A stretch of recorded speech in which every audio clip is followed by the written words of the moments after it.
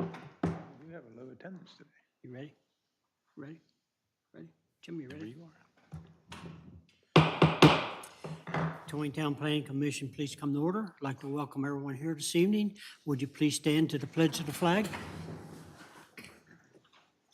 Pledge allegiance to the flag of the United States of America, to the republic for which it stands, one nation, under God, indivisible, with liberty and justice for all.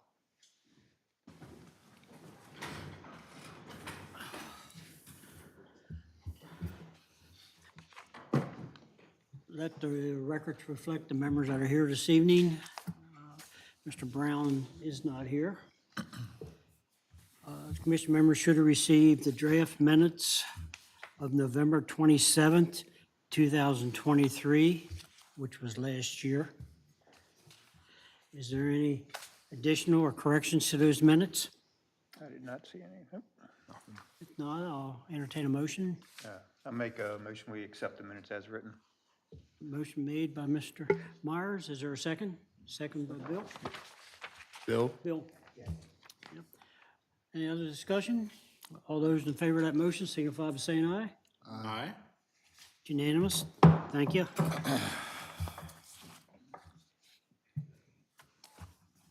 Delegation and action item tonight. Evapco Allendale Lane parking lot.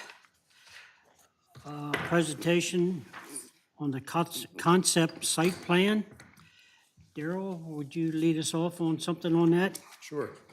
Tonight, presenting is Mr. Paul Kavanaugh with DDC Inc. Evapco is looking to add more parking to their facility. On the left-hand side of Allendale Lane, coming right off of Frederick Street, there are currently three dwellings that will be raised for parking. This will be a full site plan scenario, so we'll have that later. And Mr. Kavanaugh is going to do his presentation for a concept site plan presentation only. Sir? Okay. Thank you, gentlemen. Paul Kavanaugh with DDC. We're here to request that we be allowed to submit the site plan following the concept plan approval. It is a parking lot as Evapco usually does. They plan ahead. They're trying to get ahead of the curve as the addition goes on. Their existing parking will be impacted. We meet the requirements. The site meets the requirement as it is. We'll meet it after the addition on site. This parking will provide additional parking for the employees. Daryl, this is in addition to the concept plan that we've had months ago as far as the add-on to the main office. So we're calling that one Evapco amended third. Excuse me? We're calling that one Evapco amended third, the office space. Yes. The last item on your agenda, under active site plans, is the new and shiny Evapco Allendale parking lot. That's its own project, so. Okay, so it's standalone, okay. So, anybody have any comments? This is, no action to be taken tonight, this is just a presentation. Right. So, Yeah, I have a few questions. Absolutely. Nothing major, I don't think. So this parking lot will primarily be for the office side, not the warehouse side across? Primarily, yes, sir. Yeah. So with the increase in people, are you expecting more traffic coming in Allendale? And what's your plan for like pedestrian back and forth from the parking lot across Allendale? I mean, We'll have striping, we'll have just striping and. pedestrian access. Yeah, okay. And, yeah, I wouldn't say there's gonna be a lot more traffic, because with the addition, there's an extra rounding up 200 employees. So when the addition gets fully staffed, that will generate some additional traffic. Right. But overall, we're still not exceeding Right. the traffic. It's a convenience in planning ahead. Except for quitting time. do you stagger your hours? Yeah, their shift work, yes. Half an hour, 15, just Half hour. half an hour? 3:30 is first shift, second shift coming in. So we try and stagger that a little bit from standard 8 AM to 5 PM. Do both buildings get out at the same time? Manufacturing typically gets out before office. or Yeah, I mean, shift on change. both sides of the road, they both release at the same time? Yes. Okay. Okay. Anyone else, any questions? Pretty straightforward to me. Just following up on Dan's question, I don't see any sidewalks. Okay, that should be shown in the concept plan. There's one sidewalk that's off the end, I see that, okay. But it's like, you know, somebody who's parking on the end over by Frederick Street isn't gonna walk all the way up to the far end of the parking lot and cross the road to get all the way back down to the main Well, entrance. that's what we're trying to encourage that. There's, along with the slope that would exist at that corner of the property, we're trying to encourage everybody to come to the far end, away from the intersection, to cross at that sidewalk and across a controlled spot. No, we can't, people are people, but there will also be landscaping and other deterrents for them to cross that close to the intersection. People usually take the path of least resistance. Right. Put bushes there. You put bushes there, right? Yeah. Really authority I guess same thing when we get to the site plan and preliminary, you'll show the lighting and all that stuff. Yes, sir. Okay. All right. Any other questions? And the pervious concrete suffices for stormwater For management? stormwater management, that's what we're proposing. We'll have the geotech confirm the soils are suitable for that. Okay. And there is, even with this layout, there's room to expand another bay of parking. Right now, we're trying to keep the improvements within the existing property. But as Avapco continues to plan and improve their campus, you know, there is room for parking expansion to continue.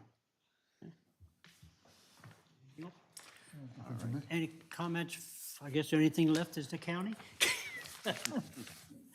All right, I think that's it. Thank you very much. Yes, sir, thank And you. if you would just not leave yet until we finish the next section. Absolutely. Thank you. Next item on the agenda is VAPCO parking lot, Board of Appeal request. Darrell, you want to hit? Sure. Presented tonight is Kelly Schaefer Miller with Schaefer LLP. She will be presenting the Board of Appeals case that will be held sometime in the future. We're not sure if it's going to be February or March. I hope that's not, shouldn't be a problem. Because we have another candidate who may be in the need of a BZA as well. Kelly? Good evening, everyone. Kelly Miller, 73 East Main Street, Westminster, Maryland, 21157. I'm here tonight on behalf of Avapco.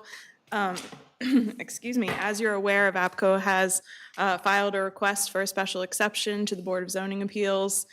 It is for the request that you just heard, the parking.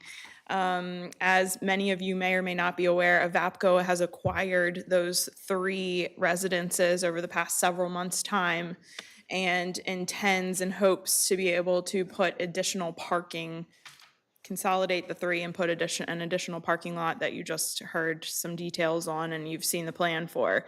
So this property is zoned industrially. That whole area is zoned industrially. It is the same zoning district that the headquarters building sits in.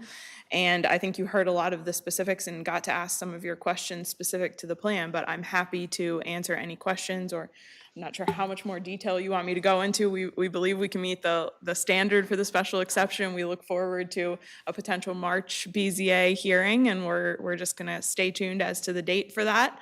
But we're happy to answer any initial questions that you might have on the plan itself that you haven't already just asked. Okay, any questions? So I guess what we're looking for is A recommendation. a recommendation, either favorable or unfavorable recommendation to the Board of Appeals for approval on this. So with that, I'll entertain a motion. I move that we provide the Board of Appeals with a favorable recommendation. Okay, Any reason not to approve this? okay, motion made by Tillman, second by Garner. Other discussion? Comments? Okay, all those in favor of a favorable recommendation signify by saying aye. Aye. Opposed? It's unanimous. Thank you. Thank you, folks. Thank you. And just so you know, I should have introduced him earlier, but this is Chad Reindaler. He's with Evapco. So he obviously responded to some of your questions earlier, but it was my mistake for not introducing him to you all. Thank you. Thank you. See you, Chad. Thank you, everyone. Thank you. Thank you. Thank you, folks.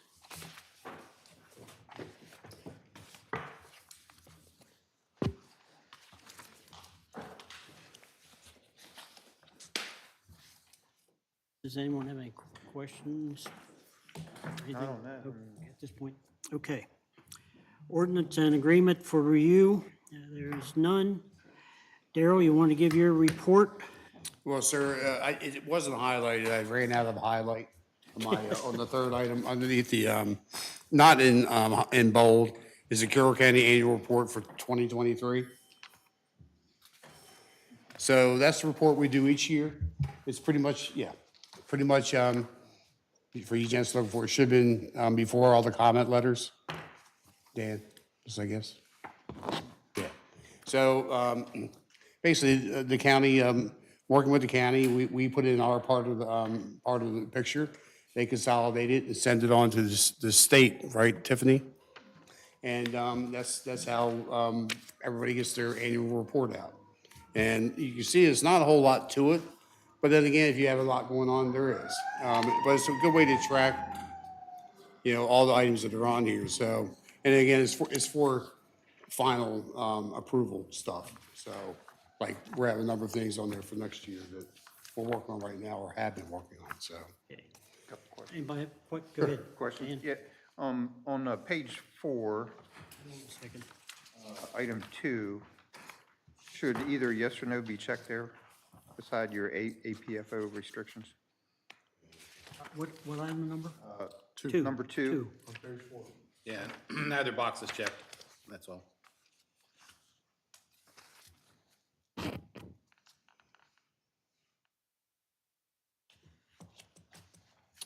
You're right, yeah, it should have been checked. And I assume that's No. no, right?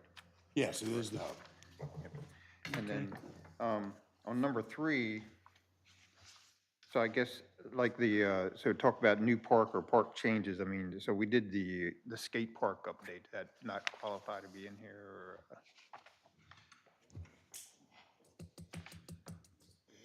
I can add that. And what Was about, that- Was that this year? in Bollinger Park?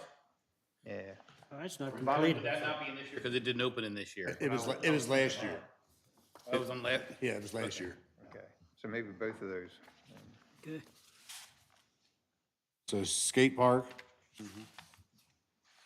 Was that this year? Because Brad, We'll check the date on the skate park. I think it may- was it may have been approved like early 2022. last year, and it was, because the work was done this summer. Right? I think it was done this. okay. There this spring, Are you talking about, the skate park. At the old high school. I want to say that was last year, wasn't it? Was it? I'll check. I remember be. being there when you Right, had to skating, huh? It was finished last year, but it was, dedicate it or something. It's when it's finished. I have a question mark beside my notes. 2023. All right. Yes. I'll check. I know I'm wrong on the AFPO stuff, but I'll check on that. Okay. So, yes, so we'll round up okay. And then, I didn't have a page 5. Yeah, the only thing I can think of is because of the amount of typing that went into facilities, it pushed it down. You're not missing any of the content or any questions. It's just, I couldn't get rid of it. Then, and then on page 6 is just for my own education. I don't know what a PFA amendment is. PFA. Priority funding area Priority funding, isn't it? Priority funding Area. area. area, right, Priority funding area. area. Gotcha. Yep. Okay, yep, appreciate it. And sometimes I forget what that means. Yep. Is it? That's all, yeah, that's all I had. So you put it together and then my signature? So the last page is the letter that, again, everything is the same as the last year and the year before and the year before. And thankfully, that the chairman as well. We just changed the date from year to year. So if you guys do find a favorable approval of this, rather, you can just highlight checking on the skateboard date and Dan finding out, looking at the AFPO. I'd like to put that in some type of recommendation or a motion. Is this under a time constraint to get out? Or- Yeah, sort of, yeah. I mean, is There's no there, reason why we can't hold off. What? I mean, can't approve it tonight. Well, I was gonna say, you know, if it was, yeah, if it's under a constraint that we need to go ahead and prove it, you know, with, as noted, then we can go ahead and approve it as noted, but if it wasn't under constraint, we could just fix it and come back and fix it next month, but if you need to get this out, that's fine. So give me a recommendation one way or another. I'll make a motion that we, or a recommendation that we Actually- accept, or we sign this letter, approve this letter, with The the annual changes report, yeah. noted in this discussion. Okay, good enough. Okay, made by Myers. There's a second, second by Bill. Any other discussion? Any comments from? Okay, all those in favor of that motion signify by saying aye. Aye. Opposed likewise, it's unanimous. Thank you. so I promise I will check that check. As far as the skateboard park goes, I'll check that hopefully tomorrow and just email you guys, okay? Okay, sounds good. That's fine. That's fine. I don't know about everybody else, but I do. Thank you, sir. Means a lot. If not, it'll come back to haunt you. Yeah. Not like we don't know where to find you. All right. Back to your projects and reports. Draft minute, that's Let me done. catch up, sir. On paper. Are they yours or mine? Okay.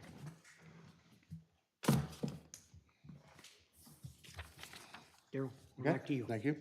So things have been busy. That's a good thing.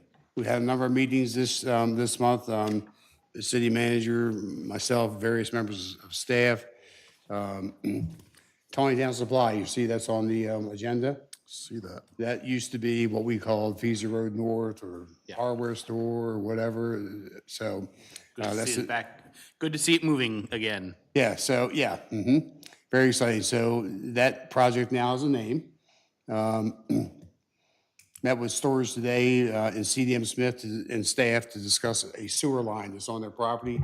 Just the way that property is, the big wall that's needed and all that, it's too close to our sewer line. So they're working on that. That really is one of the final big deals they have to worry about. Well, next month will be the 1 year. Don't they have over a year to require to, There is, To move on it? there is a year, you guys extended another 6 months. okay. It is 6 months, correct? You can grant, right, a 6-month extension. Although if I recall correctly, let's see. 227, okay. Is Tony Supply what they intend to call the hardware store? I was just curious. I believe so, yeah. Taneytown Supply. Taneytown Supply, yeah. Ah, gotcha, yeah, I know, right? yeah, yeah. Well, we did the concept as the Feeser property. We talking about the hardware store? Yes. Hardware store. That came through as the Feeser property, I think, on the drawings. Correct me if I'm wrong on that, so we need to make sure that, Same file, you know. yeah, that we consistent with what we name it. Sure. But this is what it's gonna be. This is That's the name This I is was the name. given from that meeting, yes. Taneytown Supply. Supply. Supply is gonna be the hardware store. Yes. The property will still be posted at the various stages when they're ready to submit the next stage for the planning commission. So there will still be notice that'll go out that way. So folks will drive by Antrim Boulevard, see the sign, hopefully, Okay. regardless of what it's called. Okay.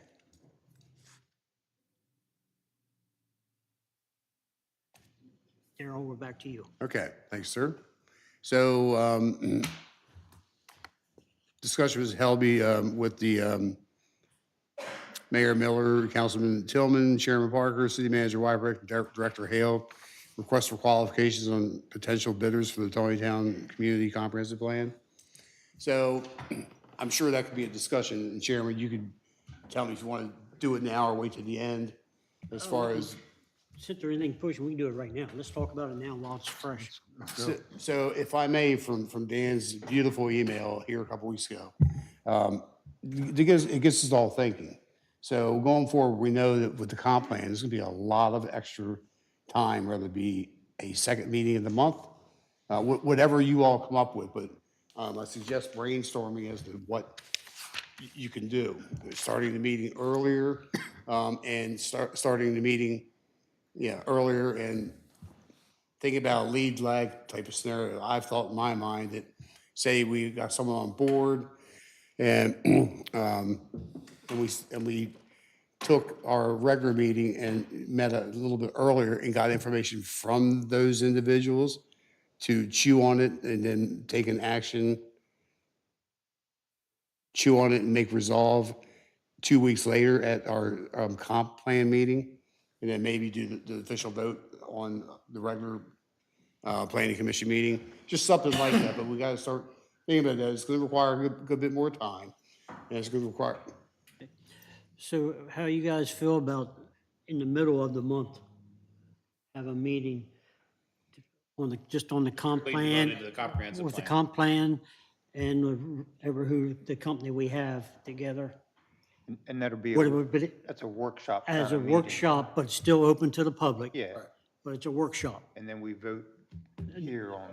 Come back at a regular meeting, which would be the end of the month. So are we looking at a Monday or are we looking at a Wednesday? I'd like to kind of set it up as Midweek be is tough. consistent. Midweek is tough for me. 'cause I Midweek travel, is tough. But I'll make it work. I just gotta. Mondays are fine with me. If that works for you, Bill, and works for everybody else. Third Monday. Yeah, it's gonna have to be the third Monday, can't be the second Monday because that interferes Yeah, it's a with, little busy on second Monday, yeah. yeah. We'll be fighting for space up here at the table.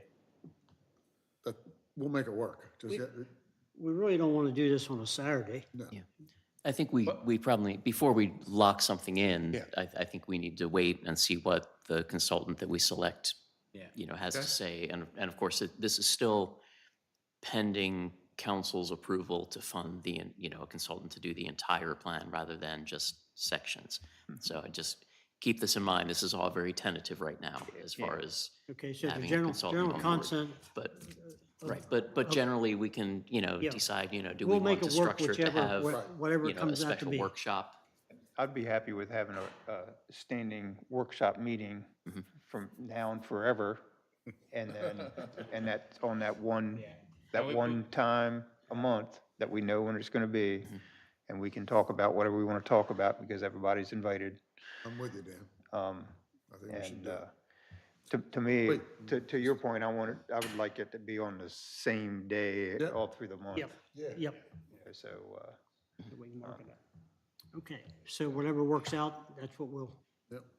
Yeah, I think even if we Fair end up trend. having to do the comprehensive plan update ourselves, I think we're still looking at a second meeting. Second Kind of meeting. no matter how it Right. falls out, we're looking at Yep. a second meeting. Yep. yeah. have we made contact with the, I have not set that up yet. not yet, okay. So my statement is just so we, just start thinking about it. It's gonna take more meetings. It's gonna be, a challenge. So Wednesday, you all have jobs. But So what are we expecting, what kind of services are we expecting from this company? I mean, are they bringing knowledge to us, or are they just going to coordinate a meeting, or are they going to say, this is the way I've done it over here? I mean, and. all right, so, yeah, so we're gonna, once we make contact with that individual, they're gonna give us information that is gonna be able to give you the right answers that you need. Yes, they all have experience. All of them have experience. Yep. And it's our job to find the right one or ones, and also, things like, we all heard down at the MPCA conference how that one city, state employees, state help came to them from the state level, and they also participated in that process, which will save us something. Yeah, and as I recall, they also made it clear that there's a Western area guy also who was very clear that he's available to us if we go and ask for the help. Yeah. Yeah, we're looking for a turnkey piece at the end of the Yeah. project. But in terms of compliance with the state, that's the person who's supposed to be able to tell us what has to be, I mean, they're the required 9 elements regardless, but, my recollection was that he helped, the guy in that area helped the town of Charlestown come up with their plan, and that those people exist out around the state for us to be able to call. That was what I remember from that. Yeah, that's what I recall as well. So talk to your council members. This is probably gonna be very expensive. I mean, that's a very subjective thing to say, but it's gonna cost a good bit of money. City staff's done a great job. Money's been earmarked. I think it's $40,000 now. That's a good start. But my guess is that's probably a third of what we're probably gonna need. So what is the deliverable we're going to get from them? Are they going to give us a Word document? Okay, An editable Word document? are you saying a Word document? Word, yeah, yeah. Okay, so here's what I guess. Have you guys seen my little list of all the municipalities in Carroll County on their comp plans? Ours is one of the younger ones, Oh, yeah, right? yeah. So that's important. Look, we don't have that, but we're working on it, and there's money set aside. What we're gonna get is a full comp plan. Again, once we speak to the team, how much will we be doing? Will we have them assemble everything and we do the final compilation? I mean, that'd be decisions made by you guys as well. So, we're just a little bit before, the point where we're gonna have the information we need to answer your questions, Dan. So, yeah, so I guess I wouldn't want them to give us, here's a PDF. Oh, no. That's, yeah, you can't edit. This So if they give city's- us a Word document that we can edit, and then, maybe we decide there needs to be an update 2 years from now, that's something that we can do internally, and we don't need to go back to them. So I would just think that would be if you request or require that kind of deliverable, it might be a good selling point to the council, because, we're going to get set up, we're going to get some experts in here, but oh, by the way, if we want to tweak it before the next 10 years, we'll have the ability to do that in-house.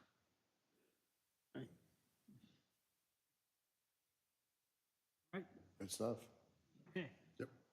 And, You right, have something to add, the details of how we proceed, will really be dependent upon, once we meet with the firm that the 4 of us decided was probably I don't know if I should say the middle ground, but the one that we felt most comfortable with to have the next, step to have a conversation with them. We'll hash out a little bit in that conversation what our expectations are so that they can submit a proposal based on those details. It may be they will come in, they will help facilitate 1 or 2 larger public meetings, maybe at the activities building or the senior center or something like that, to try to get public input early on in the process. And they may not attend every workshop that we have if we're going to have monthly workshops. to keep the cost maybe a little more manageable. But then we can, provide them with our comments and input for them to, massage into text and exhibits and so on. And, but I think our next meeting is going to steer what that proposal is going to look like and how much of the effort will be the consultant versus what we do in-house. Yeah, I'm curious as what they're going to be willing to deliver, because if they Yes. spend a lot of time wordsmithing, then they're going to think that's their proprietary words, and they're going to want to Right. keep that in there, just give us a uneditable file. Right, And and then we need to certainly- go back to them. Right, certainly it needs to be clear that the end result will be our product and that the That's what I would deliverable do. is in an editable format, yes. So Dan, have you seen the comp plan we have right now? Yes, sir. Okay, you have? Okay. I was saying, I thought you borrow the ones to my office. It's got a lot of good information in it. They're customizable. Ours is different. Ours wouldn't work for Union Bridge. It wouldn't work for Westminster. It's all, look at the map. That's what we're gonna be dealing with. Yeah, assuming what's online is the latest and greatest. Right. Yeah. Yeah, so, yeah. Okay. You still have the floor, Daryl. Looking forward to it. So, City Manager Wybrecht and I met today with State Highway and Carroll County on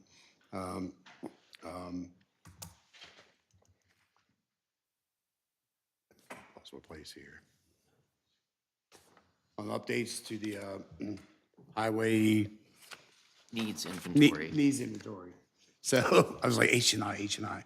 So,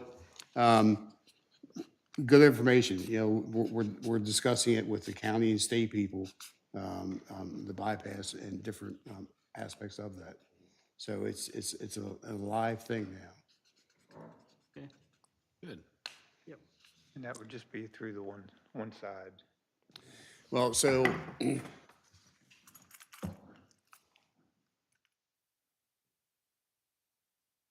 not really. I mean, 'cause so not a few things have happened. So Carroll County's bought property for the alignment. We bought contiguous property. We're sort of letting Carroll County hold it for us till we were ready to use it. Things like Mountain Brook and Clay. All right, we're in talks with FlowServe, waiting for them to get back to us on some type of way, either an easement through there or something. So that's good stuff. I mean, a year ago, no, 2 years ago, nothing. But All right, so we've right- come a right long now- way. Yeah, right now the discussion is over to 194 and then back to 140, and then that's it right there, right? Or you planning on going all the way over to? Well, we've talked a little bit about maintaining a corridor through Sewell's Farm to at least get us back to Harney Road. Now, after that, it gets pretty dicey because of the swamps and the river and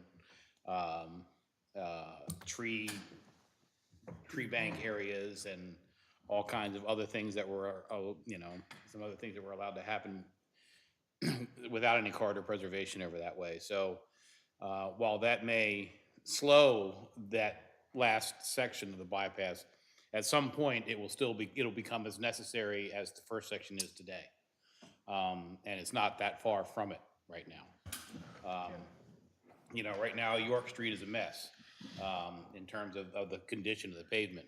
I don't know if you've looked at it lately, but the wheel tracks coming in front of my place, halfway up the hill, you can see the tracking in the pavement.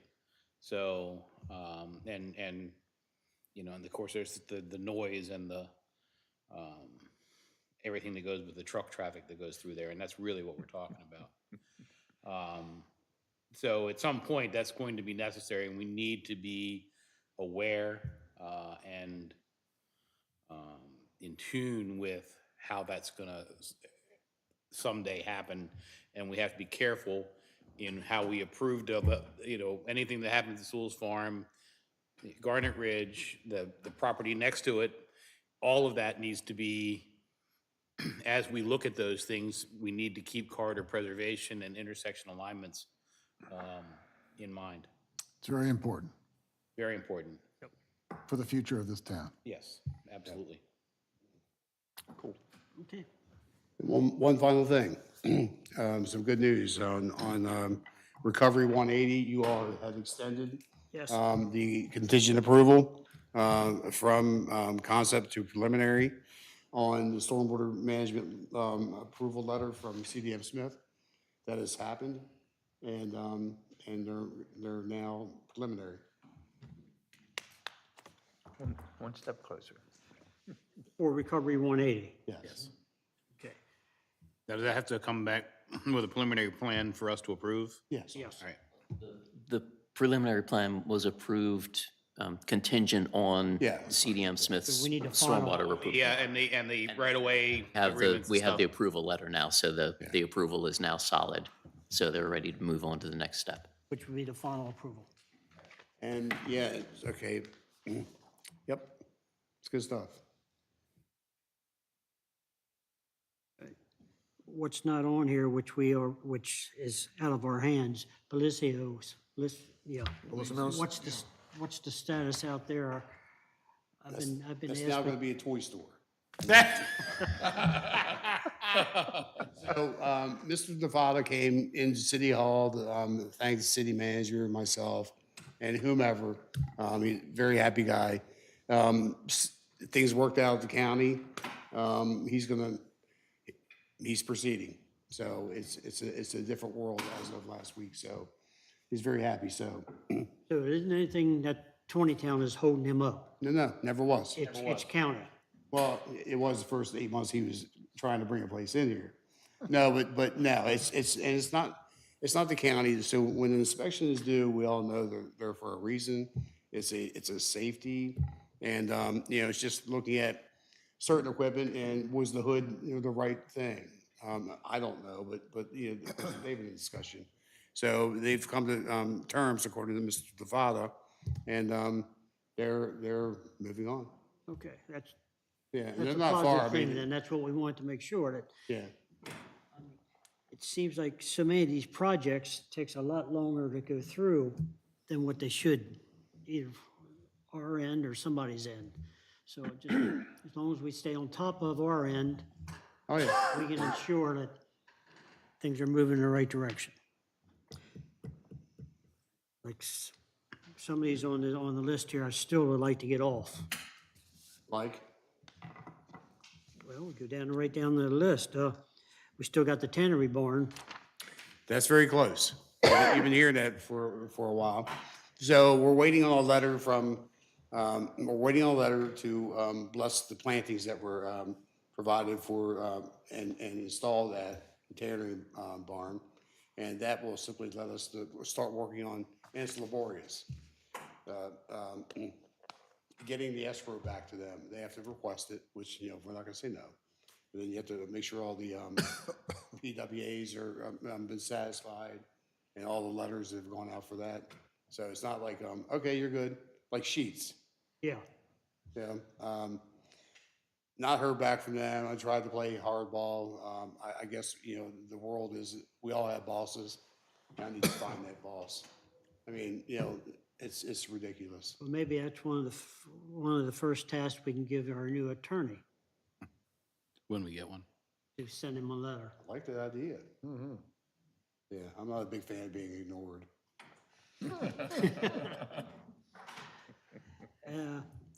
And what about Duffy's? That's pretty well wrapped up, isn't it? Yeah, it's closing it down. Yeah, they've satisfied everything. Okay. And Chris, what's the status on your project? We have to go back, I've been, been trying to get back to do it. My understanding is the only thing that left out there is, the, EDU question.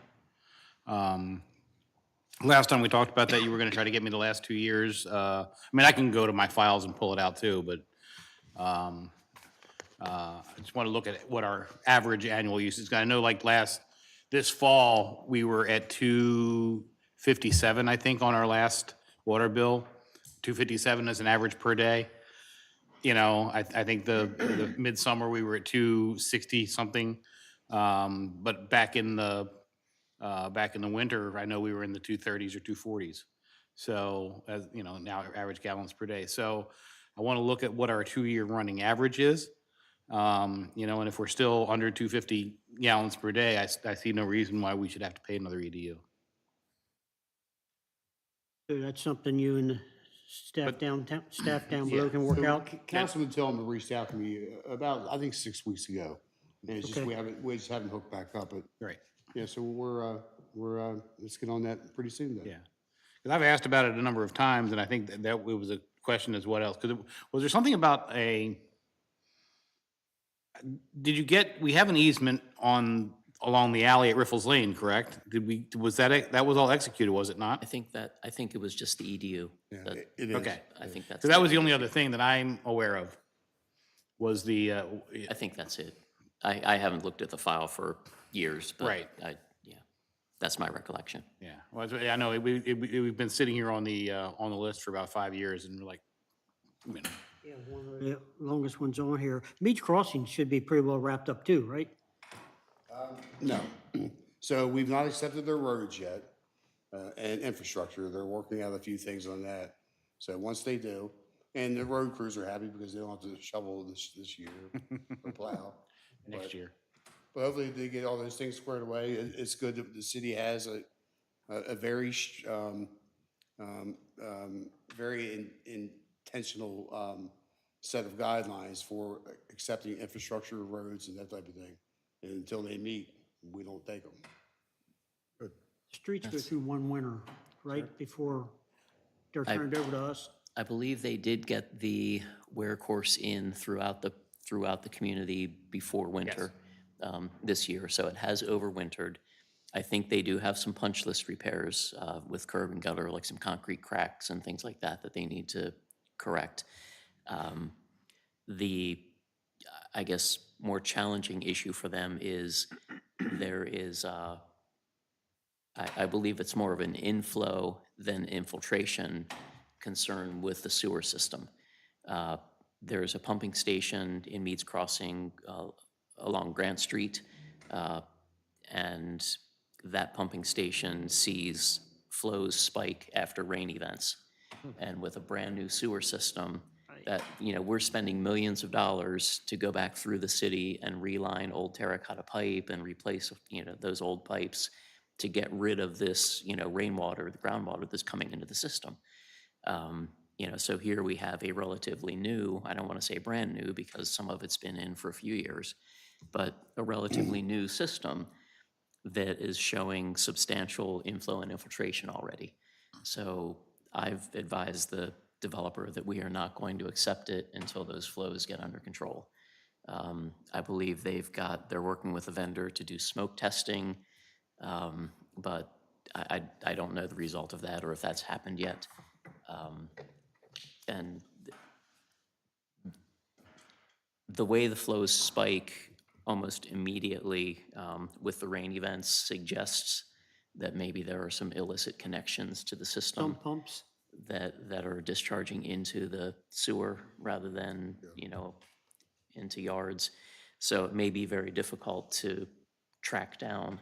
Yeah, because again, smoke test, you can't find those. 'Cause- Right, if there's a trap in it, it's, you know, not gonna show us anything, so the developer's aware of it, but in the meantime, unfortunately, it's skewing our flow numbers at the treatment plant.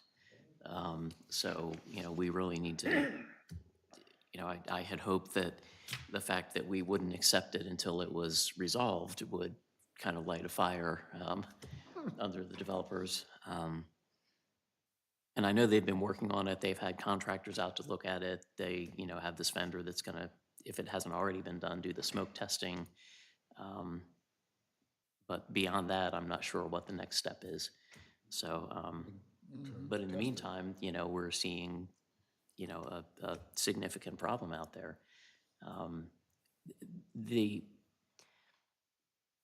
The portion of the community that did not flow through the pumping station was also experiencing elevated flows after rain events, but that seemed to be rectified with final paving and some rings around the manholes that were in the streets to better seal them.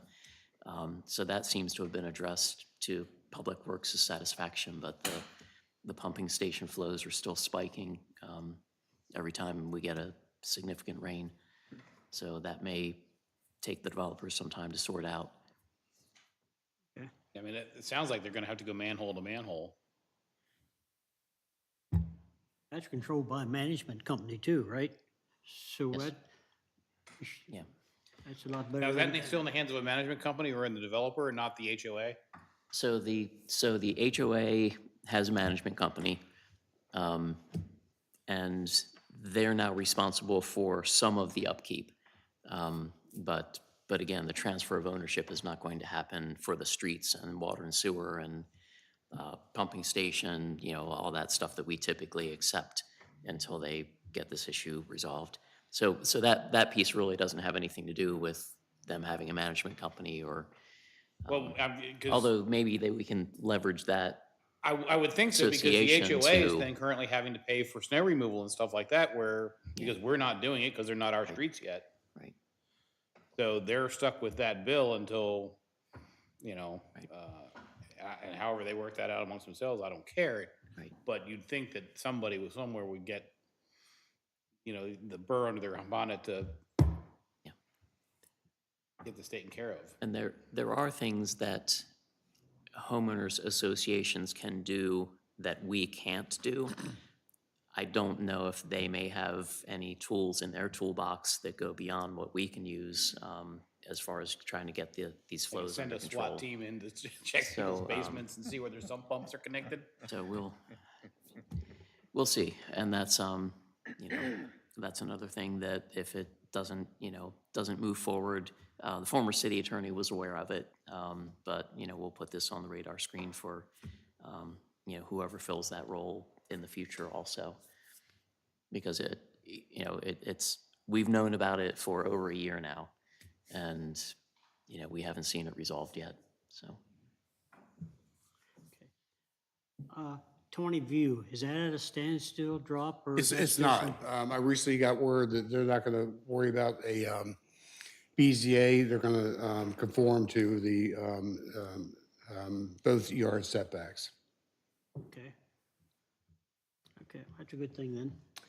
Just anything. Is that the two lots down over? Baumgarten Avenue or Yeah. something like that, yeah. Yeah. So just a couple more things. And Mr. Small has assured me he will be in here next month. And I'm hoping that Memorial Park expansion will be in front of us next month. So you saw from all the comment letters, it's been Yep. Saw the nice pile of busy that comment way. letters.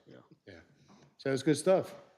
I had a question on the park there. We had the site distance chart that was provided. That was part of that, right? So the chart was for a 3% grade. So 3% is 3 foot and 100 feet. That's correct, yes.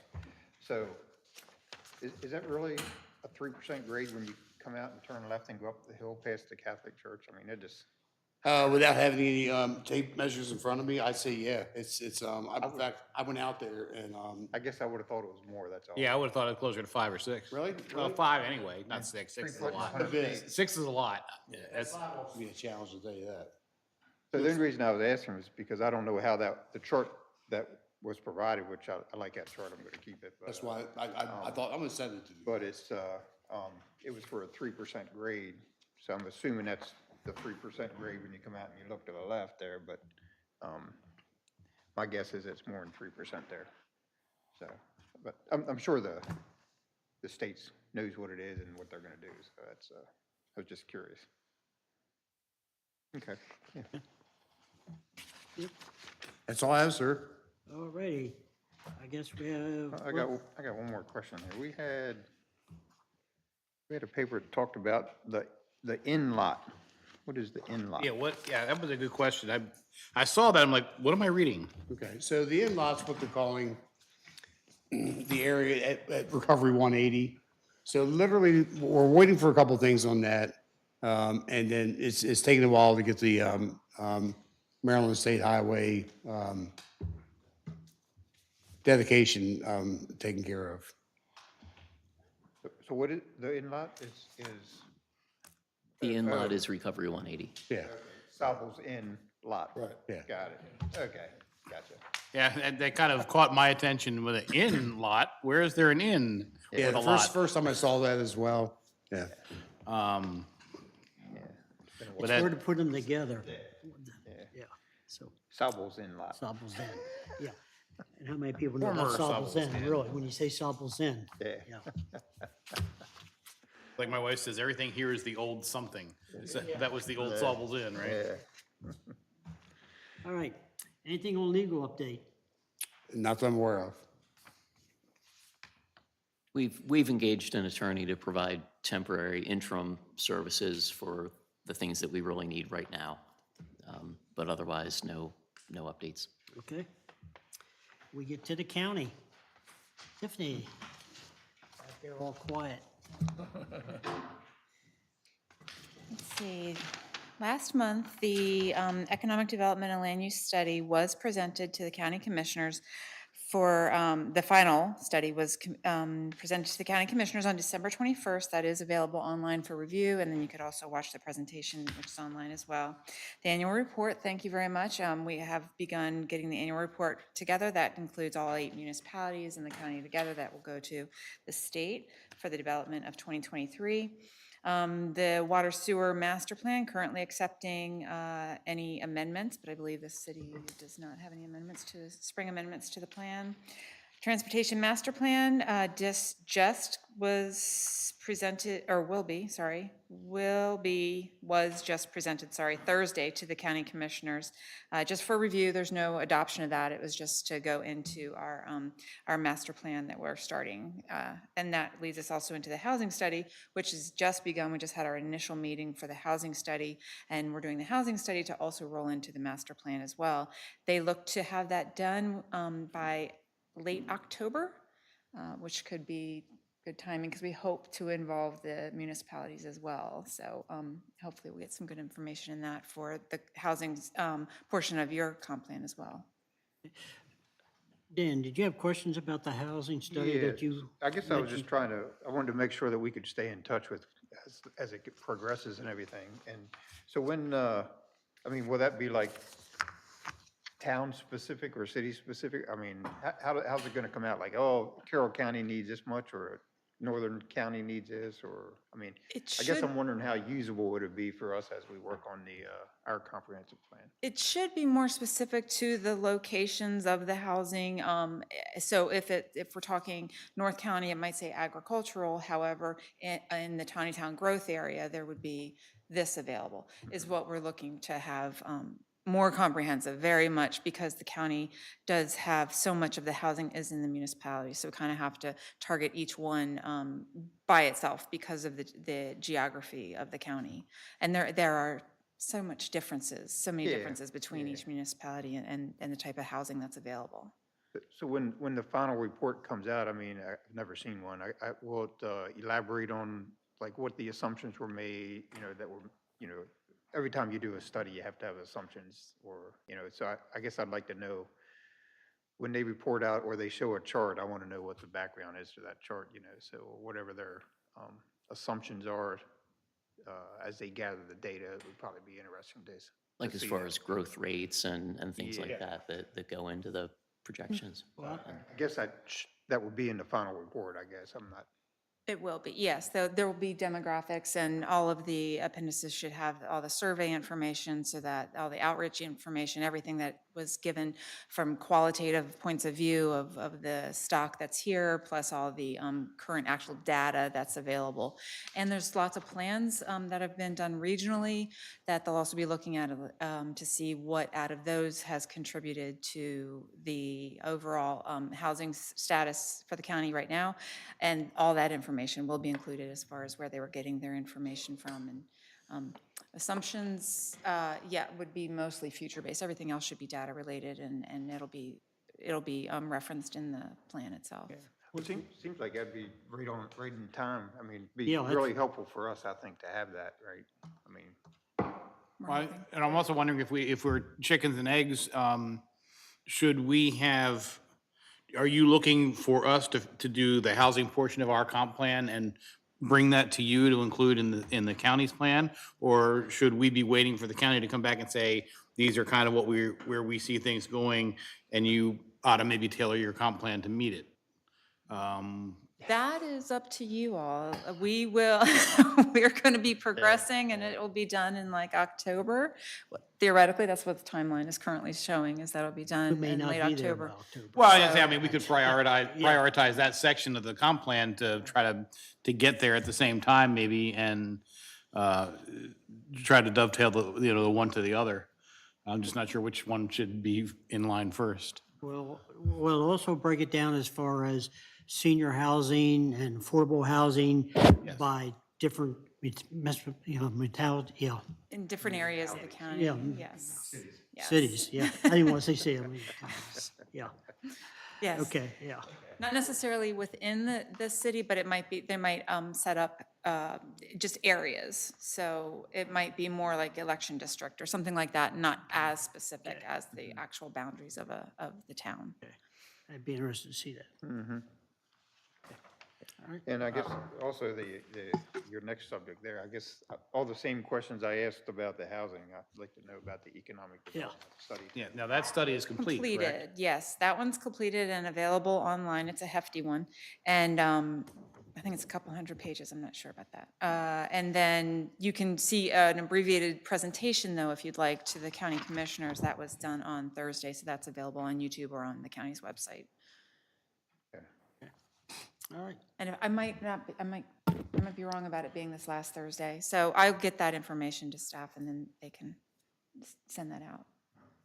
That'd be great. yep. Okay, Any questions? yes?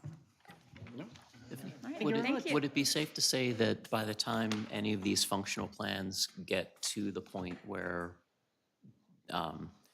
they're up for presentation to the commissioners or on the agenda for the county planning commission, that they're also going to be viewable on the county website under functional plans? If somebody goes to the county website and then goes to planning and functional plans, they're, These would not. Right now, because they're not plans, they're just the studies. Okay. The Thank you. transportation master plan, okay, that one is available there, however, still not adopted. It's really just going into, feeding into the master plan, to the county's master plan, hopefully within a couple of years. But none of them have been adopted. They're just all information gathering so that we have the baseline moving forward in the comp plan, the next comp plan. thank you. But we do have them available online. And before they do go for presentation, the drafts are available online as Okay. well. And I'll keep you posted on that. Okay, thank you. Okay. Good, thank you. Thank you. Thank you. All right, moving to old business. I don't see any new business, and I think we'll use some time just to talk about issues. Dan, since you have a list of your things, let's start with you. I think I tried to print most of them out. He's got a lot of issues, that's for sure. Yeah, but some of them can be addressed and some of them can't, Are but you either seeing way. Dan has issues? Ask, all right. Yeah, so I guess for me, it really, we got the comprehensive plan that's coming up that we're all gonna work on.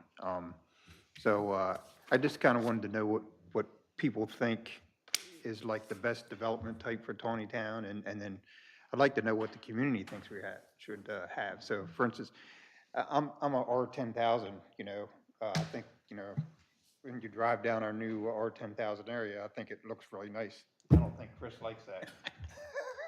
And I know. We have different visions. Yeah, and I know it's too boring for Chris, but I like it, nice and boring. And Darryl, I think, he mentioned about condos, so, as soon as I hear condos, I'm going, I don't want that, but then I'm going, well, maybe that's what the community wants. So I guess I'd really like to know what everybody's opinion is of what they think, if they could have anything else, anything they want, what would Soul's development look like to you? You brought up, I think, last month, something about parking in front of the house compared to rear parking. Well, that's what Community Village requires townhouses to be rear-loaded with rear-loading garages. The does it problem not? with that is then you're stuck with the alleys. Right. You can't have parking in the back unless you have an alley in Alley, the back. right. But then I happened to be in Frederick and I noticed a nice development in there where I said to my wife, where's the people park that come to visit? Is that the one behind Walmart? The newest one? The newest one, yeah.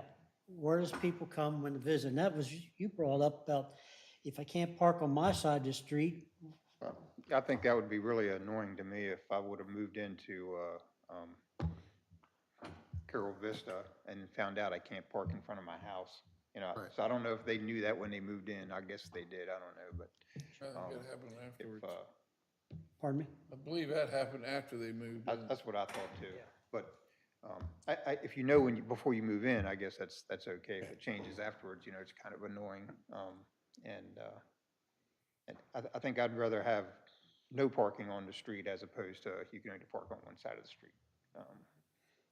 And again, for me, in front of my house is, I think it's 40-foot street, which is way bigger than anything else that we've been talking about. But to me, that there's parking on both sides of the street and there's plenty of room to drive down the middle. Now, there are some cars that go fast. Well, that I've makes seen it that. nice. A street like that is nice if it's a connecting street. But Yeah. But if it's not connecting from one road to another road, then I don't really see why you need a wide one like that. You know, if you want to allow parking on both sides, 8 feet and 8 feet for parking on either side, and then two 12-foot lanes, well, that's 40 feet. Yeah, That's a 40-foot roadway. You know, I think about, because I work in Baltimore City a lot, and I drive through a lot of neighborhoods there. And, you know, a lot of what look like narrow streets are close to 40 feet wide because there's cars parked on both sides and there's room for two cars to get by each other. So they have to be something between 36 and 40 feet. It just seems narrow and seems, you know, more, you know, we worry from an engineering standpoint, you worry, you want to see what's called side friction, you know, which is parked cars or narrowed streets to reduce speeds. You know, so there is that plus to that, but you know, the question is, you know, do you want to see the manicured lawns and no cars parked in the front? You know, that all depends on what your vision is for what you want to see. Right. You know, if you want to see a 1/4 acre lot and a big house and no cars or no, you know, anything like that in the front, and that's your bucolic vision, you know, then the streets need to be kept narrow so that you don't park on it, because if you make them too wide, they'll become raceways. You know, I personally like parking on both sides. My niece and nephew lived in a development in Pennsylvania that only allowed parking on one side of the street. And if you dared park on the wrong side of the street, the HOA had a towing company right out there to get you. And it was kind of a pain in the butt. If you go there for a Super Bowl party and you had to park, you know, a 1/4 mile, you know, up because was the first place you could find where you could actually park the car, you know, that's an issue. Especially in townhouses when you're close together, you know, a lot of houses in a group, then you really kind of need to provide a lot almost for visitor parking. so is the housing provided for affordable living or for, I don't want to say comfort, but for the amenities of being able to have a front yard and have room to park in front of your house and all that? So you sacrifice one to get the other. Exactly. You can't have it all. Right. So what's important? Yeah, and what are we looking for here? Great. And that's kind of what I want to get to, you know, Yeah. what do we want and what does the I community think want, Jim's really? smiling over there, so let's, Well, putting the planner hat on for a second, variety is what we variety. want. So if we say variety, I say we Well, got enough right, townhouses, which we is got what enough, community- retirement places, we probably have enough. Getting the over acre 10,000. lots.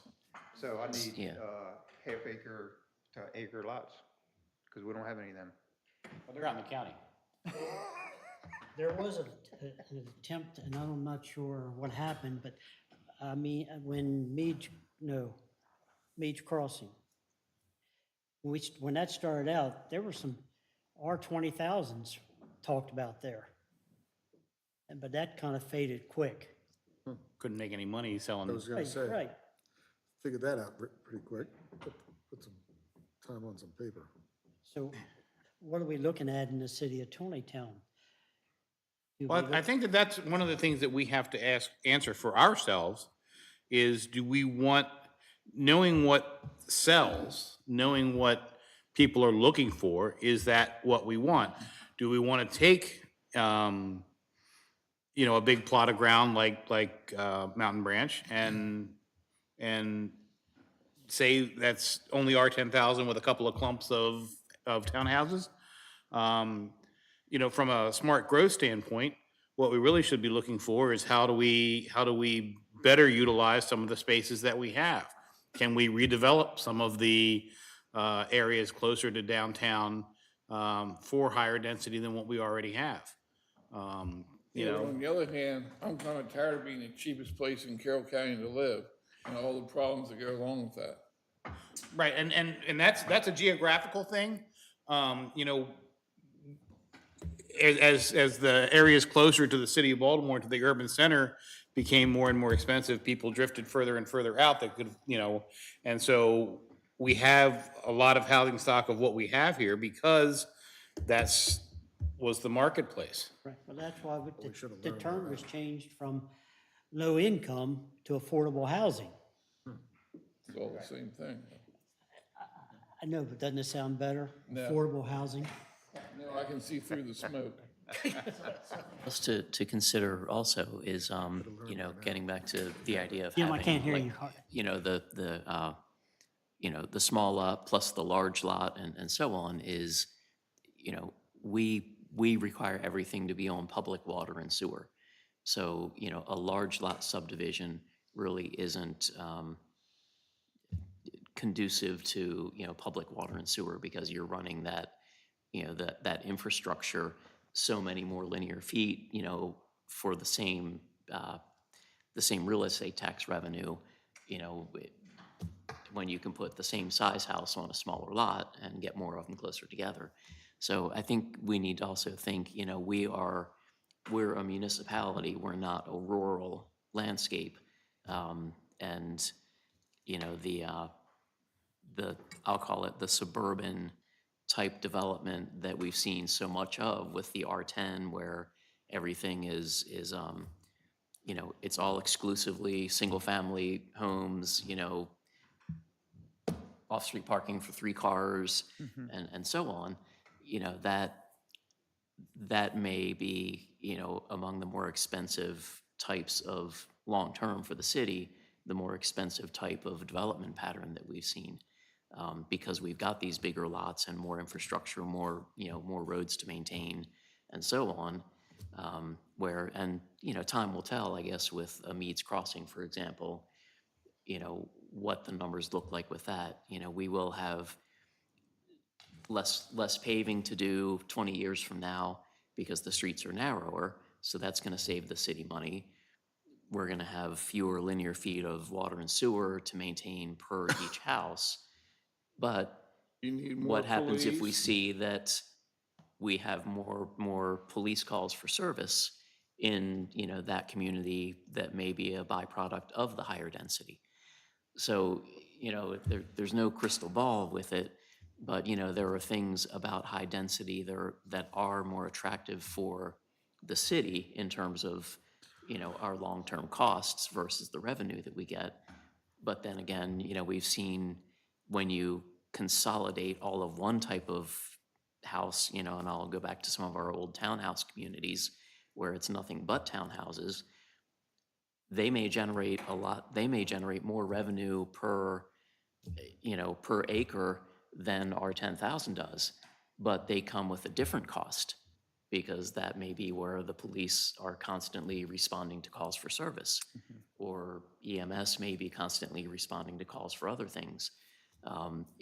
So it is, it's more than just the infrastructure, I guess, it's the quality of life aspect too. I have a hard time understanding like, just looking at the sewer line. So, I mean, if I have a field and I put in big lots, I got a main line of sewer and I got small lines go out. But then if I make it a high density, I still have the main line that goes through, and then I got more side shoot-offs. We So don't I'm not maintain seeing- the side ones, though. You don't maintain those. Right. We- so those But are- the center line, the main one, would be the same length because you got a buildable area. Right. Because everything else is swamp, Right, right. right? So I guess I'm not really tracking that. But I if we got can this- put, but if we can put, you know, if we have 1,000 feet of sewer main and we can put 20 houses on it, great. If we can put 40 houses on it, we get double the revenue, but we're still maintaining 1,000 feet of sewer. I got you. So where does the tax base break as far as a 300,000 to a 600,000 based on the service that's required for the town to provide? Is there any type of equilibrium, you know, between? I don't have a number for that. I remember our former liaison, Scott Graff, indicated at one point that the county had kind of, you know, determined a tipping point where a single-family house started to be revenue positive. I mean, that was many years ago. I don't remember what that number was. You know, That'd be a I good think it project was, for you. you know, on the higher end of, you know. Well, no, but it is a good idea. I think that kind of mathematical analysis would go a long way. You know, because one of the things, you know, Jim Thomas is always talking about is, you know, we can't grow the city enough to, you know, it essentially becomes a Ponzi scheme where you're trying to finance what you're doing now with lots you're going to be selling, you know, in the future. Right. And there's a Be a tipping balance. point in it. So, which goes back to what I said a few minutes ago about redevelopment within the existing town center and what can or should or, you know, would we want to do. I know that there's some discussion about some mixed use down over near the police station. And I'm very interested to hear and talk about what they have in mind and what would work for the city. You know, and what could bring us some really positive development and positive feedback. You know, could some of our existing areas be redeveloped? You know, some of the townhouse neighborhoods in the city now that are aged and fading, as it were, you know, would they benefit from being redeveloped? And should we be trying to encourage that kind of redevelopment? I'm definitely would be in favor of redeveloping the high-density area, and what we have is high-density now, and redeveloping that. I'm having a hard time taking a big open field and creating more high-density lots, or that's kind of what I have a But problem with. how do we get the opportunity on already a high-density area to improve it? As long as it's standing, it will stand forever unless something changes to it. So, not particularly picking out any particular area, but where you have a lot of close, well, like downtown. What can we do downtown to change the downtown? Downtown is what it is. The only thing to get is get people downtown. Well, we have to change, there's some, you know, there are some use issues downtown that we really need to face and address. Well, it's, what I was leading up to is, we need some type of ordinance, and I hate to put more stuff in things, but there's buildings downtown that really not appealing to anybody going by them, that are empty, that drapes are hanging, I mean, to get people to come downtown and open a business, you don't want to open a business next to a slaughterhouse or, you know, you want something that's going to enhance what you want to do. And that's an issue of community standards, and there's, of course, there's always a limiting question as to how far can we go without stepping on somebody's rights. But I agree that we need to look at what our standards are for downtown, and we need to look at what the current, especially the storefront properties, how they're being used, and trying to get them up to an attractive and viable use. You know, there's the property right across the street over here that's been sitting there abandoned for 25 years. Well, the building right next to the city hall here, Right, the one next door here. next door. I mean, to bring but that's- businesses in that's gonna operate, there's gotta be some type of standard. I mean, you can't come in on Thursday and Friday for 4 or 5 hours and maybe show up Saturday and expect to draw business consistently when you don't have consistent hours. Well, and I mean, there are other things, and there, again, we have chickens and eggs there too, right? There's not a lot of other things to draw people downtown, so there's no reason to be open. If there's no reason to be open, then nobody comes downtown. So at some point, we have to fix that, and the question is, how, can we do that with incentives? Can we do that? Is there something in zoning code and ordinances that allow us to do anything with that? You know, it's a tough question. So, need to run? Yeah. Not anymore. We don't, yeah, that's a past our stage. But yeah, so that's, yeah, there's a question, you know, the landlord who owns that place next door, he's getting paid a rent check by the person who currently leases that space, then does nothing with it. You know, how do we incentivize that landlord to put something in there that brings people downtown? How do we incentivize existing lessees who are leasing property, slowly working on getting something done, or who own property, or slowly working? How do we incentivize getting those things moving? Because until there's more to do to draw people downtown, it's kind of hard to tell somebody with a business who's open 1 or 2 days a week to be open more if there's no reason for them to be open more. So what kind of business draws traffic? Restaurants, bars. And you know how hard it is to operate a restaurant. And after you to serve meals besides breakfast. Well- Actually, that's really not open to public, right? I mean, it's open to the public in that anybody can rent it, but my licensing only allows me to serve breakfast to guests. To guess. Right. So when we have, you know, a baby shower, a bridal shower, or a wedding reception, or anything like that on our property, we have to bring that catering in because we can't do that catering in-house because we're not licensed for that. We don't have a commercial kitchen. And that's kind of one of the issues that we have in town, is that there aren't a lot of commercial kitchen spaces available. Because, you know, in order to open a restaurant, you need a commercial kitchen. And there aren't a lot of spaces with that capacity. But it always came back to the number one problem, parking. But I will say, if you let the people know that I have made comments to, that we do have parking. We just don't let people know where that parking is. Well, that's, We tried that. yeah, and I think, you know, we talked about that with Director Mishi last month, or was it last month or 2 months ago at the council meeting? Last month. Yeah, last month, where we discussed the issue of parking. And frankly, that to me is incumbent back to economic development to let people know that there's plenty of places to park in this downtown. There are 70-odd metered spaces here in the downtown. There are 100+ free spaces in the lots here, and over by the church. But Chris, we tried that. We tried I that in don't the know, past. I but don't it's know never if any of been you guys ever successful. been to the Odd House, but I can't remember the last time I got to park in front of the Odd House. Oh, yeah. Exactly. And they're certainly successful. They But are. there's no place to park in downtown Emmitsburg either, you know? No, there isn't. You know, for like parking. So if, I just spoke to a business owner who's newer in town here, who wasn't quite sure where the back lot was. Right? Guys on the street. Oh, I've If had that. If you're going to the Odd House, you're gonna be playing some pool or at the bar or having dinner. So it's different than going downtown you know, parking back there and going down, walking up, down, downtown.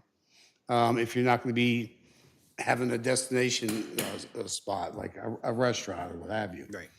You know, and besides, I mean, I've thought about this too, because I guess really the code enforcement does fall under my purview, because in downtown, you can't use storage. You can't, storage is not allowed. It's allowed only in the, for the most part, in the restricted industrial. But how do you tell a landlord who's making money, who feels that maybe it's either gonna sit empty or I do this? A little bit of something's better than a whole lot of nothing. That's gotta be hard too. I don't know if the chamber's still sitting on all the money they used to have. That's an incentivizer as well.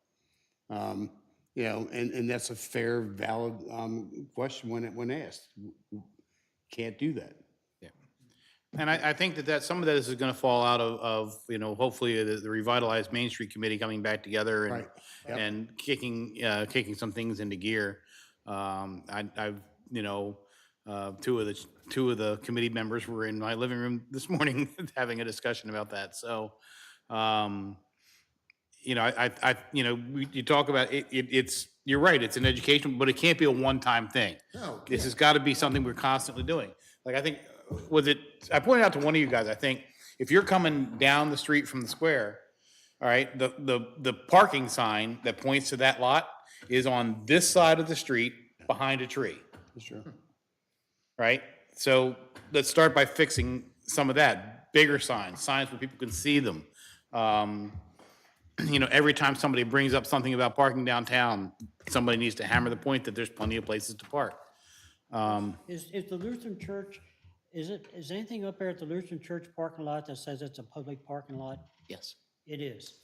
There's a new parking sign that points back there. And it says, okay. And a lot of the people that you and I know don't know that's there either. They just don't. Yeah, I don't know why it's so hard. I mean, you know, there's a thing called, you need eyes to drive. At least it's helpful. I don't know, street, you know, pavement markings, you know, free parking, you know. And some of it is education about the distance too, because, oh, well, that lot's way over there, it's so far. But if you Google Earth it, it's no further from that lot back here to the square than it is from where you would park at Walmart to the electronics department. It's the same distance. You know, when they had the exercise place down here, people wouldn't go there because they had to park in the lot and walk down to the exercise. Had to get some exercise on the way to their exercise. Tiffany, we're just having open discussions, so feel free to join us. I think she's watching very amusedly. And it'd be nice, Chris, if we could get some input from the city council too. I mean, we were talking about the different housing and all this stuff. We can certainly raise a discussion. Yeah, when you give the report, you know, we'd like to hear a little bit. I will make a note of that. Here's my- But I would like to know what kind of development we all would like to see. Yeah. You know, and, I mean, I don't want, all I've seen is, you know, like Garnet Ridge, well, they're all close together. Out here, they're all close together. Is that what we want to continue doing? So I hear some of the advantages of having, you know, high density. Well, I think of senior citizens, you know, retirement, I don't mind being too close to someone. Because if I'm not mowing my yard at a certain age, that's fine. So is that? But if I'm someone 35 to 55, I may want to place an R10,000 with neighbors that I can, you know, kids can yell go at play maybe, with and that's it, Yeah. In their backyard, in their backyard. where they got enough room. Pond. Yeah. But, I mean, we have retirement place there. We got a potential retirement place coming out here. I mean, so do we need another? Are we going to be the next where? villages? Well, Garnet Ridge is supposed to be Garnet 55 Ridge plus. is the only one that's coming on as Got retirement. Carroll Vista. Well, that's over here. Right, so we have that in our area. And the one Garnet Ridge is 50. Do we want, 50, do that's we want 50. more of them? Do we want to be the next villages? But then well, Souls was not going to be a retirement center, right? No. That's going to be open. So there's our chance maybe to say, we don't want a community village here. But didn't the town take them in as, isn't that a, No, that one, they still need to go through that community. based on what? They still need to go through the community village application for that See. one, so they're not automatically community village. Okay. So we do have some opportunities. And there are some other infill lots and some other possible annexations, because there is that little donut hole, you know, on that corner at Harney Road that's not included within city limits. And the question is, do we want to reach out and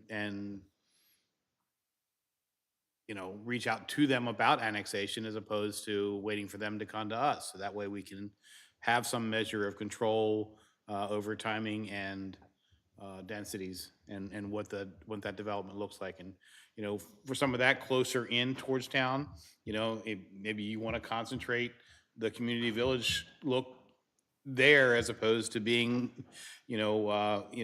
graduated larger lots as you get out of the city center. There's there's certainly some sense to that. There's a lot that can be done. I like the idea of community village over at Mountain Branch because Mountain Brook, is it Mountain Branch? Mountain Brook. Mountain Brook. Why do I keep? I can never get that. That's not even a branch going Yeah, through there. yeah. It's a very small little stream because I stepped over it. But yeah, so I think that that's a good candidate for some community village densities within that to help preserve some of the open space because that's some nice country out there. You don't want to put a house on every piece of it, right? You go R10,000 all the way, you've got a house. Where with the community village, you've got some densities, some clusters, and some open space, and some house. But that's the opportunity for part of the bypass. So. And also, right, So there again, what do you give up to get what we want? yeah. Yeah, but I guess we hear the developers come in and they say, well, I can't sell this, and I really don't care. Right. At some point, right, at some point, you need to be so- willing to say no. Taneytown. Yeah, so I just want to Say make that sure again, that. Jim? I said, at some point, the city needs to be willing to say no. That's not, not what we want. And, Not what our vision is. And I guess to the idea of potentially annexing additional property, once a property is within the city limits, it implies that, that they have a right to develop. So, Sewell, for example, they've been in our growth area for decades. But at that point, we had no real obligation to do anything. We don't have to provide services to them. They're slated for future growth. But now that they're annexed, we have more of an obligation to entertain their wishes for development. Right now, we don't have the water and sewer capacity to do a Mountain Brook farm or a Sewell farm or, or a Hoffman farm out by the roundabout. We don't have the capacity to do a big project like that. So I think the idea of, looking at that donut hole property that you mentioned right now is probably not to our advantage because we're already scrambling to figure out how we're going to serve, another 100 acres that we just annexed. We shouldn't, But at the time, it seemed a good decision at the time because the intent that was expressed to the city council, to the mayor and council, and to the planning commission then was following the Carol Vista model, where there are private streets, private stormwater management facilities. So all the city maintains out there is the water and sewer infrastructure. So it's a better, that's better for the city financially because we're not, doing all that maintenance like we are for a typical subdivision. But that with Sewell's has changed over time. And also, of course, with an age-restricted community, you don't have the same impact on the school population and, increasing costs for the county for that many more students.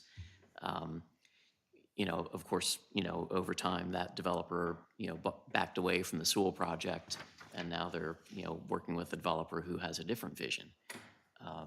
So, we need to keep all that in mind as well, that, when they came to the city talking about annexation, it was going to be a different product than what a developer is talking about now. So we'll need to, when we get to that point, we'll need to have that conversation, is this, first off, I guess, do we want to designate it as a community village? With the annexation agreement, it says that the city will entertain the idea of a community village. It doesn't obligate us, but we're supposed to give it a fair shake. So, but it's,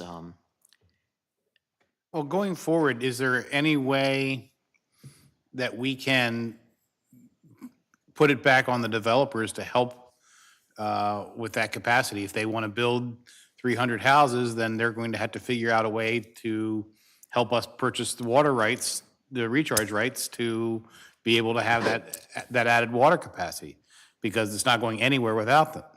I mean, Sewell's had a whole bunch of different issues with it, regardless anyway, because, they were getting ready to sell the land off, and it was going to be developed as a county development, and there would have been no ability to preserve right-of-way corridor or no ability to manage the timing of it.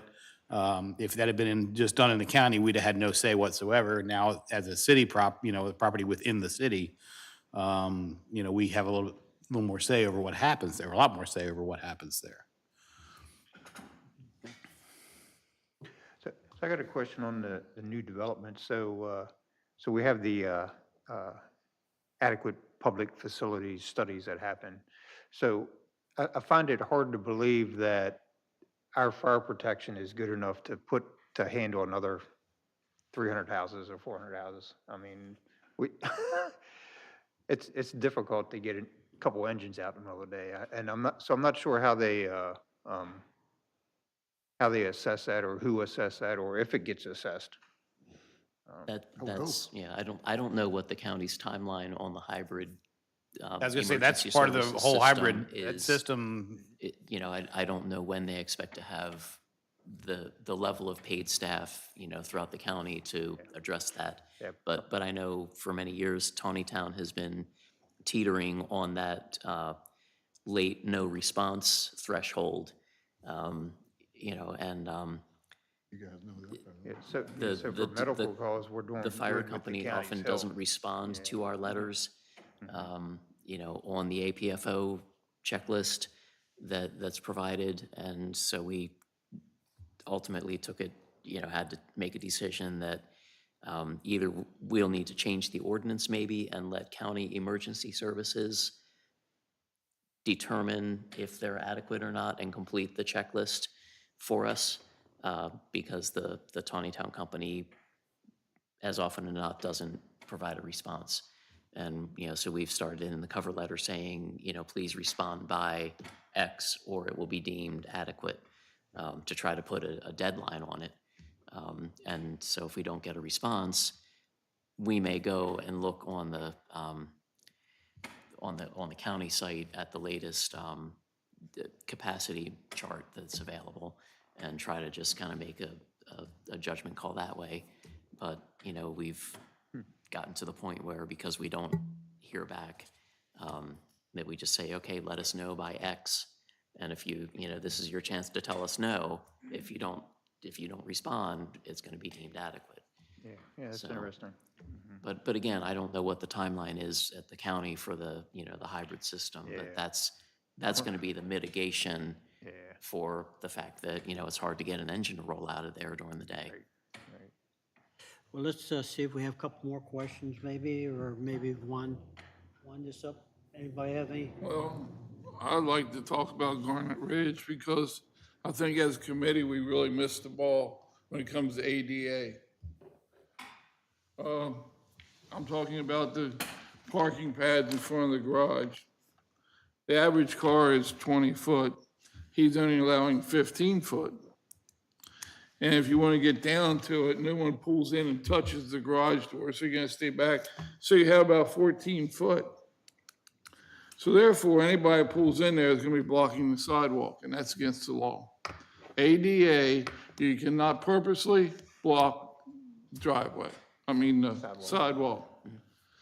So it's in violation of the law. If somebody parks there, right? So where's that picked up? Is that picked up anywhere by the county? When we send the drawings to the county, is that? Well, it's not causing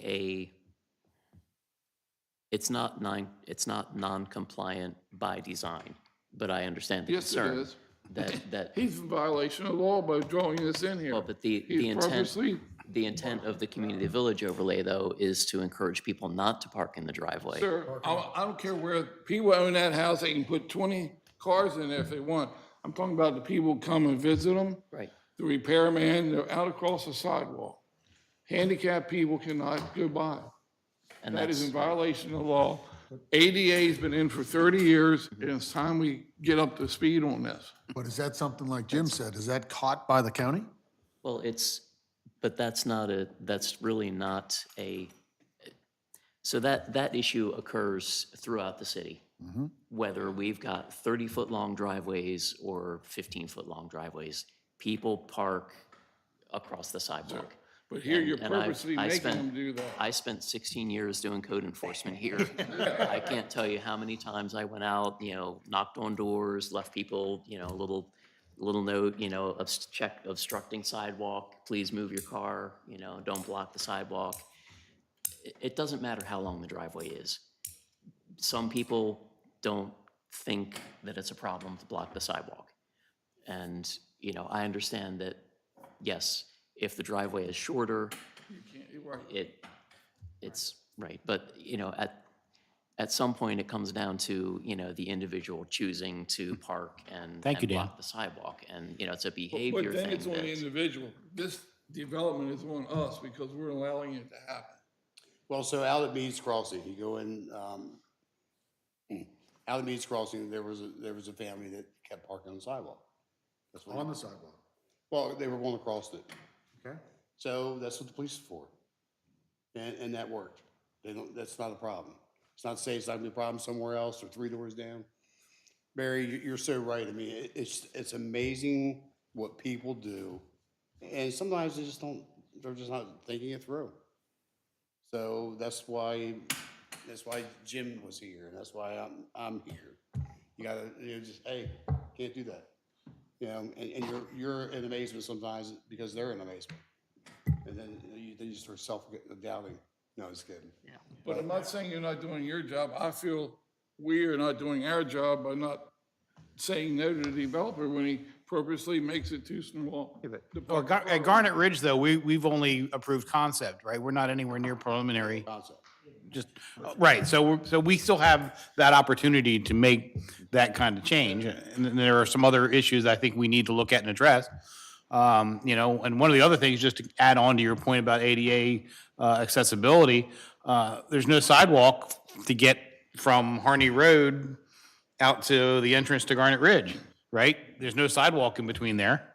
So if those folks wanted to have a sidewalk access down to the city, how does that happen? They got to walk along on the shoulder of 140? just like Carol Vista people would have to do now. Yeah, yeah. So one of the things we talk about, Jess, if you don't mind, go ahead, Dan. I was gonna say, but with what you're talking about, Barry, I mean, so if you're saying, well, you can park in the garage and you can park along the street and that covers the number of parking People spots. come to visit them, or the gentleman gonna work on the refrigerator, tries to pull in the parking lot and Right. sits there But, and blocks but the if they sidewalk. don't can, have but if he control can over park alongside the street, he can park alongside the street, Right. right, and be compliant. So, Tiffany, does this come up anywhere else in the county? Anything about ADA and developments? I have only heard that it would be as long as the sidewalk is there, then it's compliant. So how the behavior of the people see it after that point, it would be. They come up with 15 feet. but I'd prefer to be able to put a whole car. Trying to save money. So I agree with Barry. I'm just saying, I don't see us being in violation of anything, but I agree with you. I'd rather have a. It has to be a driveway. Right, there's technical violation and Yeah. reality. Daryl? So here's where the magic of this comes. Years ago, when I was on the planning commission and Meads was coming in, I thought it was absolutely disgraceful that they did not have a mandatory first floor egress from the back of the building. Most of them do. It's very simple. It's not a window anymore, it's a door. It's the option and a light and a stoop. So those kinds of things. But also keep in mind, Jess, and Barry, I love your passion. Dan, not really sure about you. No, I like your passion as well. I have to say this, in my report here, I have it locked in here until they replace me. The fact that,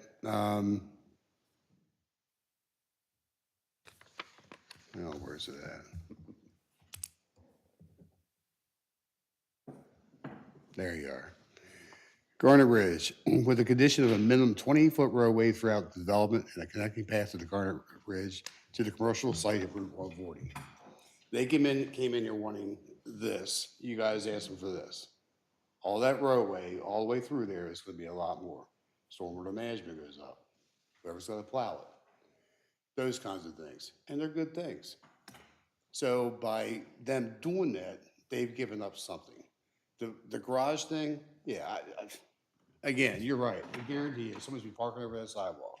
But that's gonna be something we can take That's care something of. that could be policed, although it'd be nice if the police wouldn't have to, Wouldn't have to do that. common sense thing, but it's there. So I'm just throwing that out there, guys, that, when these builders come in here, I've often said when I was in your position as well, we don't need any more new neighbors. We don't need them. And so, but you can work together. So just keep an eye on those kinds of things, guys. All right? All right, I'll wrap this up. So thank everybody for their comments. Great discussions. For their comments. Appreciate it very And much. we try to allow time, maybe at the end of each firm meeting, to have these discussions, just to fill out each other. And so when stuff comes before us, we know where we stand. Sounds good. With that, it looks like February 26th is the next date. And not hearing anything else, I'll entertain a motion for adjournment. Make a motion. Okay, Bill made the motion, Second that. second by Chris. All those in favor, signify by saying aye. Aye. All right. Thanks, everyone, again. Hey, Darrell. Thank you.